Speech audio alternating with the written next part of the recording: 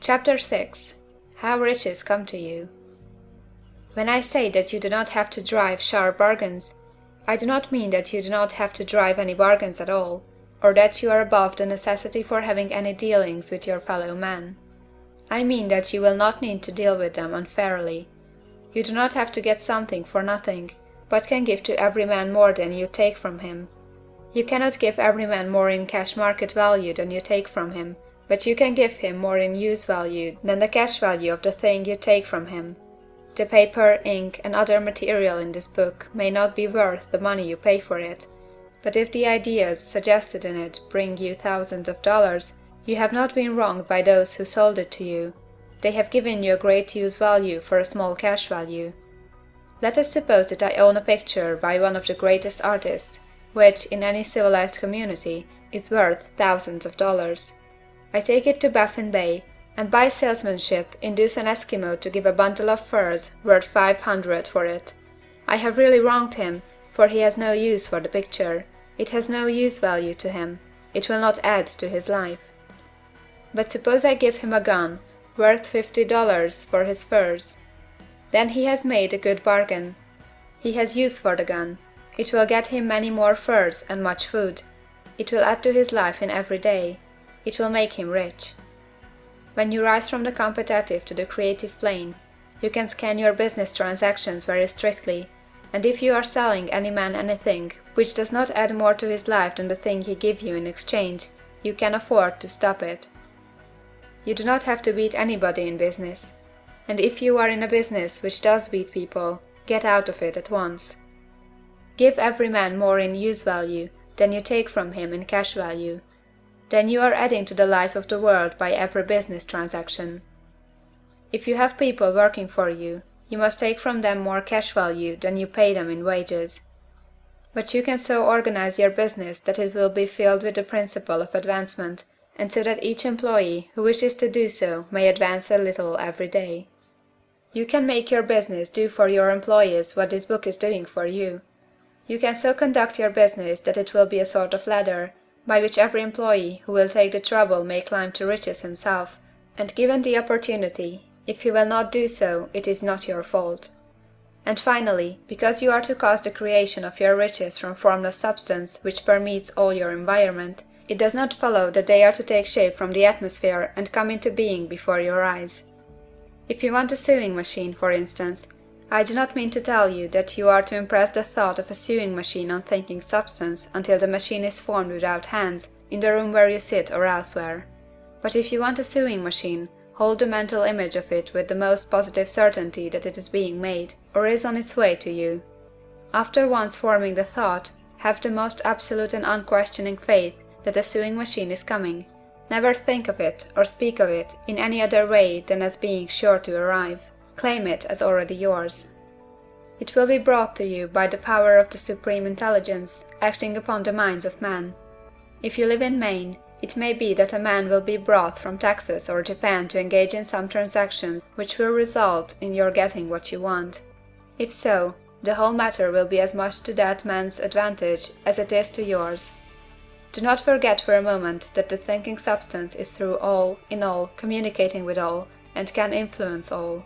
The desire of thinking substance for fuller life and better living has caused the creation of all the sewing machines already made, and it can cause the creation of millions more, and will, whenever men set it in motion by desire and faith, and by acting in a certain way. You can certainly have a sewing machine in your house, and it is just as certain that you can have any other thing or things which you want, and which you will use for the advancement of your own life and the lives of others. You need not hesitate about asking largely. It is your Father's pleasure to give you the kingdom, said Jesus. Original substance wants to live all that is possible in you, and wants you to have all that you can or will use for the living of the most abundant life. If you fix upon your consciousness the fact that the desire you feel for the possession of riches is one with the desire of omnipotence for more complete expression, your faith becomes invincible.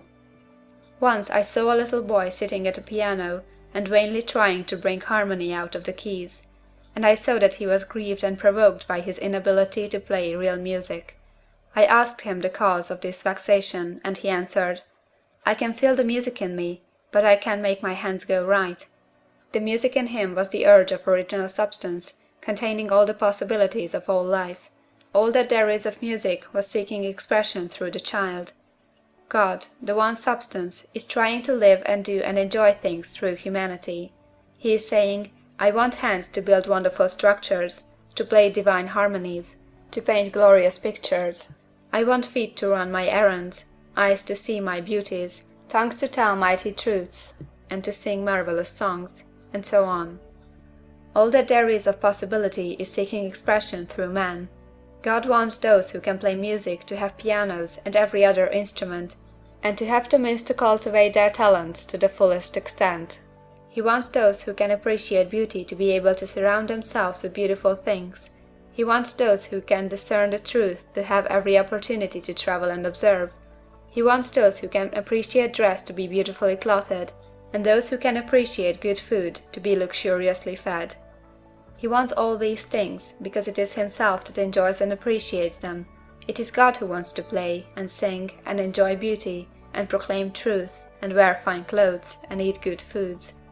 It is God that worketh in you to will and to do, said Paul.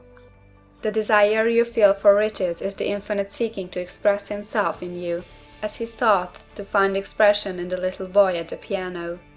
So you need not hesitate to ask largely. Your part is to focalize and express the desire to God.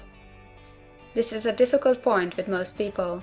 They retain something of the old idea that poverty and self-sacrifice are pleasing to God. They look upon poverty as a part of the plan, a necessity of nature. They have the idea that God has finished his work and made all that he can make, and that the majority of men must stay poor, because there is not enough to go around. They hold so much to this erroneous thought that they feel ashamed to ask for wealth. They try not to want more than a very modest competence, just enough to make them fairly comfortable. I recall now a case of one student who was told that he must get in mind a clear picture of the things he desired, so that the creative thought of them might be impressed on formless substance. He was a very poor man, living in a rented house and having only what he earned from day to day, and he could not grasp the fact that all wealth was his. So, after thinking the matter over, he decided that he might reasonably ask for a new rug on the floor of his best room and an anthracite coal stove to heat the house during the cold winter. Following the instructions given in this book, he obtained these things in a few months, and then it dawned upon him that he had not asked enough. He went through the house in which he lived, and planned all the improvements he would like to make in it. He mentally added a bay window here, a room there, until it was complete in his mind as his ideal home, and then he planned its furnishings. Holding the whole picture in his mind, he began living in the certain way, and moving toward what he wanted, and he owns the house now, and is rebuilding it after the form of his mental image, and now, with still larger faith, he is going on to get greater things. It has been unto him according to his faith, and it is so with you and with all of us. End of chapter 6.